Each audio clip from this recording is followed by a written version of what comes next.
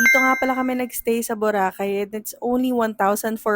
Tatlo kami nagstay sa room na yon and it's only 5 minutes walk to beachfront. And here nga lang pala yan sa Lime Hotel Boracay. Take note lang na ang lobby ay nasa second floor and walang elevator. Superior family room nga pala yung kinuha namin na may 4 na single beds. Meron nga pala siyang study table on the side and actually the room is big. And sa lahat na nakita ko online with its price, ito na ata yung pinaka-decent. Medyo mahina nga lang yung signal ng TV and walang balcony but pwede na yan kung tutulugan nyo lang. Ang ganda rin ng CR nila in fairness at ang laki. And guys, ang sarap ng breakfast nila dito. Kasama na rin pala to sa room kapag nag-book kayo. And hindi kayo magsasawa dito kasi araw-araw nag-iiba sila ng menu. And talaga mabubusog ka kasi no need for lunch na for sure. They also have coffee, juice, cereal, and everything na kailangan mo for breakfast. And yes, katapat nga lang niya yung Escanita going to the front beach ang nasa Azalea. Yun nga lang, hindi ko siya ma-recommend sa may sakit sa tuhod kasi third floor pa yung elevator. And yung pool nila, hindi kalakihan pero ang ganda. To check on every detail, here's my YT video. I just uploaded it, so panoorin nyo na lang.